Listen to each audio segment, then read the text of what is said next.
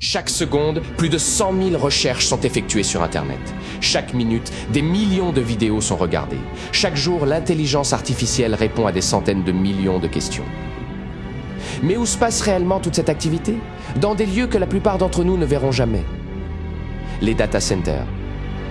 Derrière un simple clic, il existe des bâtiments gigantesques qui consomment autant d'électricité qu'une ville entière, engloutissent des millions de litres d'eau et redessinent le paysage énergétique mondial. Le plus grand mensonge d'Internet est le cloud.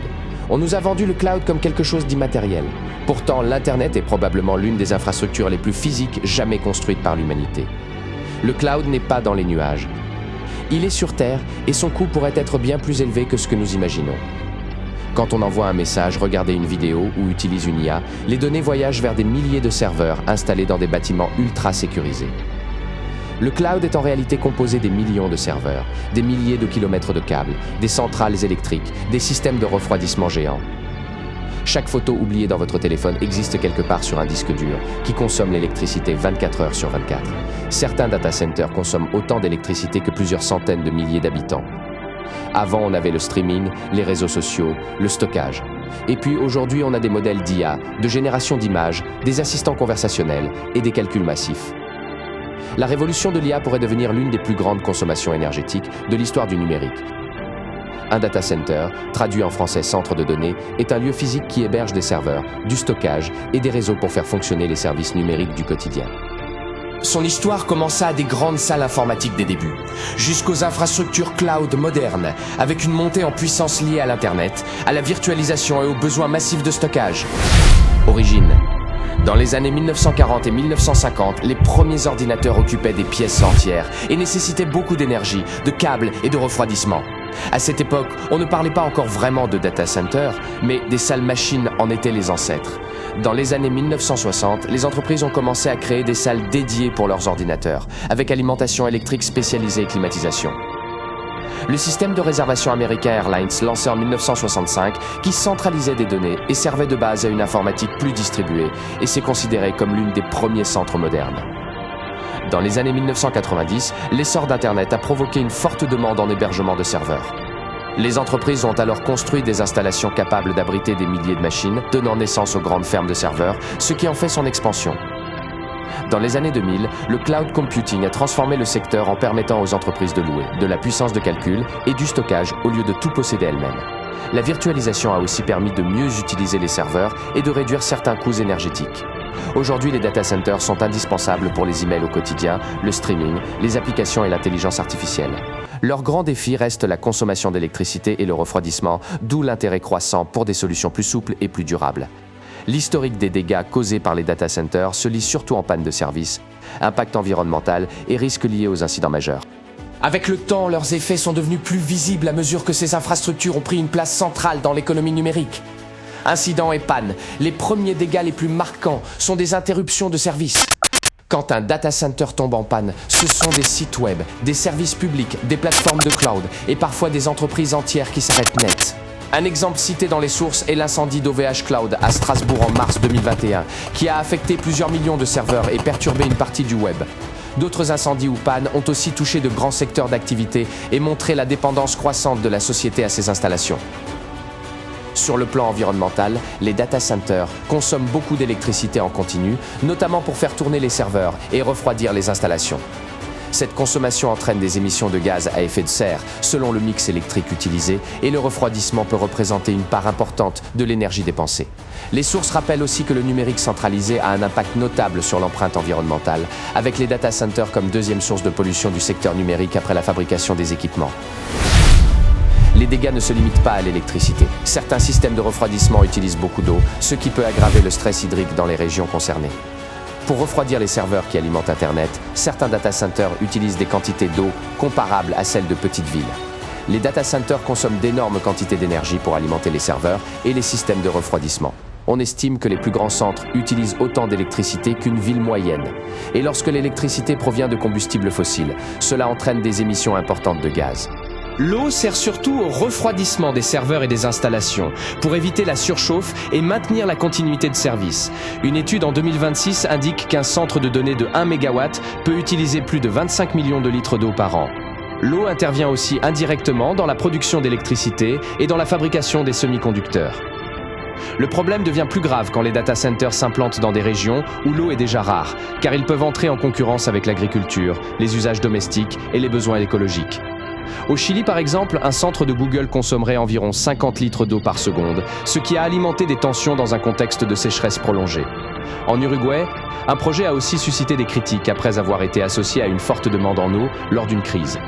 Selon les sources récentes, près de 40% des data centers se trouvent dans des zones déjà soumises à un fort stress en manque d'eau. Cela signifie que l'emplacement d'un data center n'est pas seulement une question d'électricité ou de terrain foncier, mais aussi de disponibilité locale de l'eau. Quand plusieurs infrastructures se concentrent dans la même région, la pression sur nappes phréatiques, rivières ou réseaux publics peut s'accroître. La croissance de l'IA augmente fortement la demande énergétique, car l'entraînement et l'exploitation des modèles nécessitent davantage de calculs. Même lorsque les entreprises achètent de l'électricité renouvelable, leur empreinte carbone ne disparaît pas totalement. Les émissions de gaz proviennent notamment de la fabrication des serveurs, de la construction des bâtiments, du transport des équipements, de l'énergie utilisée lorsque le réseau électrique n'est pas entièrement décarboné. La construction des serveurs et des équipements repose aussi sur des métaux et minéraux rares, dont l'extraction peut dégrader les sols et les eaux. La fin de vie de ces équipements produit des déchets électroniques, parfois dangereux s'ils sont maltraités. Les serveurs nécessitent du cuivre, de l'aluminium, des terres rares, lithium, cobalt et autres métaux. L'extraction minière peut provoquer des destructions des écosystèmes, pollution des sols et de l'eau. Le monde numérique repose sur des matériaux bien réels, extraits parfois à des milliers de kilomètres des utilisateurs. L'essor des data centers sont intimement liés par une chaîne d'approvisionnement globale et une soif insatiable de matières premières critiques. Avec le déploiement massif de l'intelligence artificielle, du cloud computing et du streaming, le monde a besoin de data centers de plus en plus puissants. Ces infrastructures géantes nécessitent des éléments majeurs qui surchauffent les marchés miniers. Des infrastructures électriques colossales, des milliers de kilomètres de câbles, des transformateurs et des générateurs, des serveurs ultra performants, des millions de puces électroniques, GPU et CPU et des systèmes de stockage de données de pointe. Les minéraux critiques au cœur de la technologie pour fabriquer ces équipements de haute technologie nécessitent de métaux spécifiques et les industries en ont besoin. C'est ici que le lien avec le travail des enfants devient critique. Le cobalt indispensable pour les batteries lithium qui servent de système d'alimentation sans coupure dans les data centers pour éviter la moindre panne de courant entre en jeu. Plus de 70% du cobalt mondial provient de la République démocratique du Congo. Le cuivre, c'est le système nerveux des data centers. Il est utilisé partout pour la connectivité électrique et le câblage en raison de sa haute conductivité. La demande explose à tel point qu'on anticipe des pénuries mondiales. L'or et le coltan utilisés en microélectronique pour les circuits imprimés, les condensateurs des serveurs, en raison de leur résistance à la corrosion et de leurs propriétés conductrices. Le mécanisme de cause à effet introduit la demande au travail des enfants et l'exploitation clandestine des mines. L'effet domino se traduit par une pression insoutenable sur les pays producteurs, souvent marquée par une instabilité politique ou une grande pauvreté, comme la RDC pour le cobalt et le coltan. L'insuffisance des mines industrielles face à l'urgence et à la hausse des prix fait en sorte que les mines industrielles mécanisées ne suffisent pas toujours à répondre à la demande sur les marchés. Les secteurs économiques se tournent alors vers le secteur minier artisanal et informel. Dans les zones de mines artisanales, les familles vivent souvent dans une extrême pauvreté et les enfants sont envoyés dans les mines pour augmenter les revenus familiaux. Les enfants sont malheureusement privilégiés par les exploitants informels pour s'engouffrer dans des puits artisanaux extrêmement étroits et dangereux pour extraire le cobalt ou le coltan à la main sans aucun équipement de sécurité. Les minerais extraits par des enfants dans des conditions illégales sont rachetés par des intermédiaires, mélangés à la production des grandes mines industrielles, puis vendus aux raffineries internationales.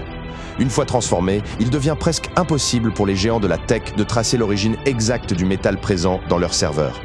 En effet, l'essor technologique des data centers crée une pression économique inédite sur les ressources de la Terre. Tant que la traçabilité des minéraux ne sera pas stricte à 100% et que les alternatives de recyclage ou de substitution ne seront pas généralisées, la croissance de l'économie numérique mondiale continuera indirectement, mais réellement, d'alimenter la demande de main-d'œuvre vulnérable, y compris celle des enfants mineurs. Au fil des années 2010 et surtout avec l'essor de l'IA, les impacts se sont amplifiés parce que les besoins en calcul, en stockage et en refroidissement ont fortement augmenté. Les discussions actuelles portent donc moins sur l'existence des dégâts que sur leur ampleur future et sur la manière de les réduire. On parle de plus en plus de centres de données plus sobres, mieux refroidis et alimentés par des énergies moins carbonées. Les serveurs produisent beaucoup de chaleur. Cette chaleur est souvent dissipée dans l'air sans être valorisée et peut contribuer localement à l'effet d'augmentation de chaleur urbain. Nous sommes peut-être au début d'une nouvelle course mondiale, non plus pour le pétrole, mais pour l'électricité. Vous qui regardez cette vidéo, combien de litres d'eau faut-il pour alimenter vos recherches Internet, vos vidéos et vos conversations avec l'IA? Probablement bien plus que vous ne l'imaginez. Alors, faut-il choisir entre progrès technologique et protection de la planète? Le problème n'est pas forcément l'existence des data centers, mais la manière dont nous décidons de les construire et de les alimenter. Chaque vidéo regardée, chaque photo sauvegardée, chaque requête envoyée à une intelligence artificielle semble instantanée et gratuite. Pourtant, derrière cet univers numérique se cachent des bâtiments gigantesques, des milliers de machines, des centrales électriques et des ressources bien réelles. Le cloud n'est pas dans les nuages, il est sous nos yeux, invisible mais omniprésent. La prochaine fois que vous entendrez le mot dématérialisation de cloud, souvenez-vous d'une chose, le numérique n'a jamais été aussi matériel. Le cloud a un coût humain caché.